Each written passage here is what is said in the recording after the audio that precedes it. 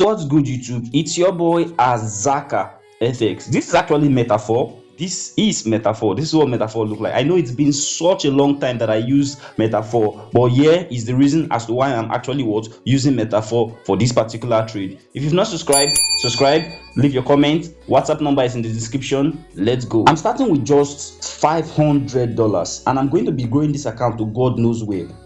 But this time I'm doing so differently. I am trading on MetaTrader 4.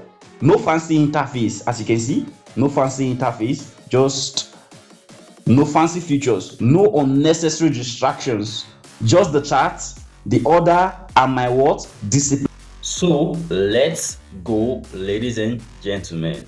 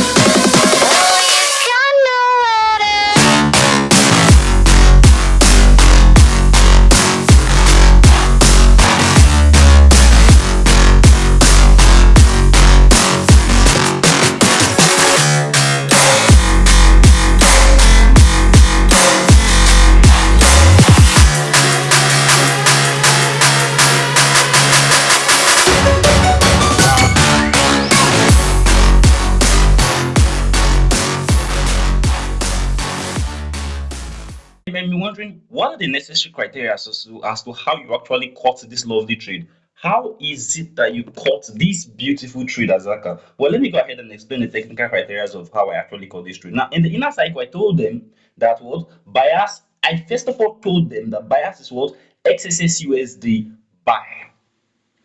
XSSUSD buy. So silver buy, gold buy, right? But then again, bias changed and gave us a fresh bias for an XSSUSD sell, which I also happened to tell them that bias has flipped on his head and given us a fresh bias for what XSSUSD what sell. But then I came to my tradables looking for XXXUSD sell.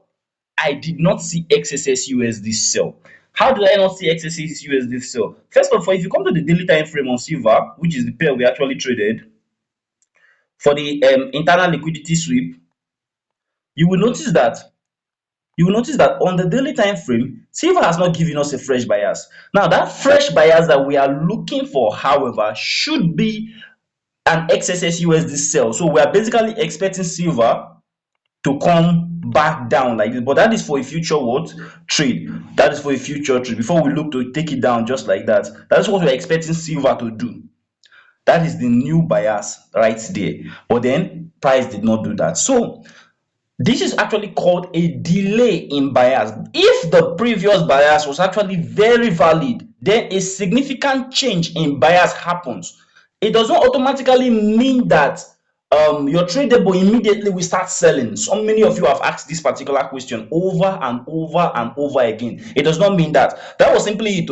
As I saw that, I was like, oh, okay, we have the delayed bias. This is actually very risky though, very risky. That is why I did not call the signal, but then it is still very valid at times. So I picked out an amount that I can actually afford to risk for my portfolio, which is $500, and I went all in on it because now I went from $500 to $3,000. $3,000. That is almost how many 100% growth.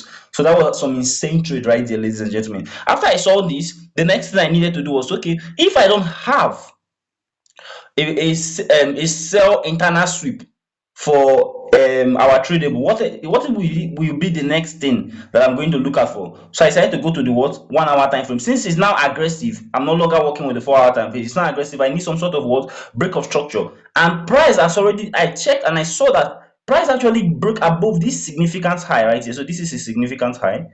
So price actually broke and stayed above the significant high right here.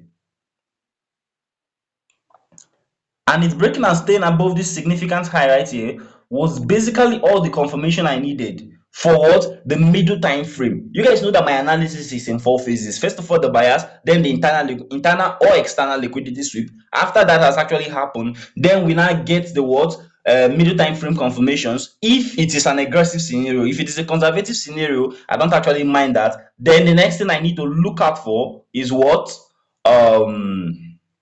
the next thing I need to look out for is what the entry criteria. To actually get the entry criteria, I came down to the 15 minutes time frame, and on coming to the 15 minutes time frame, I saw. So when we came to the 15 minutes time frame, I actually saw that there was a valid order block. So this valid order block right here, this valid order block right here was where, of course, I refined using the 5 minutes time frame, but then there was this valid order block right here, and it gave me all I needed to know. I just had to wait for what confirmation. Now, I actually even made a mistake in the entry because I already had more than enough confirmation. I was supposed to wait for some sort of break of structure in the lower time frame in case of next time, in case you are the one actually taking the trade. So this will be the break of structure in the lower time frame right here, as you can see.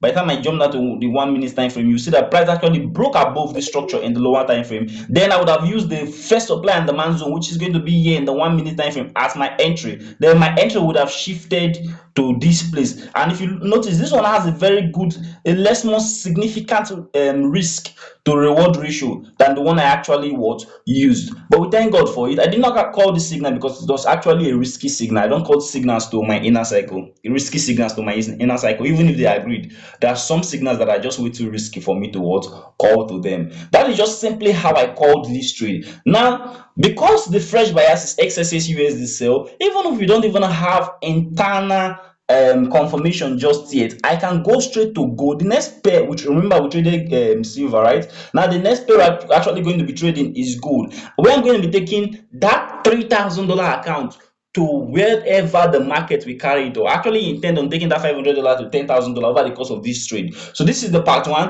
where we went from $500 to $3,000, and then we're in the part two, we're going to be full margining that same $3,000 to what $5,000. Now I don't expect you to understand everything here, but the NAS cycle is there for you to join. Eventually, remember guys, we don't do investment, we don't pay you, ask you to pay us to teach, we don't do account management, nothing. So if you're interested in anything, just send a DM. It's your boy Azaka FX. This was a lovely trade today. It took me all day. This is a nice way to start my week.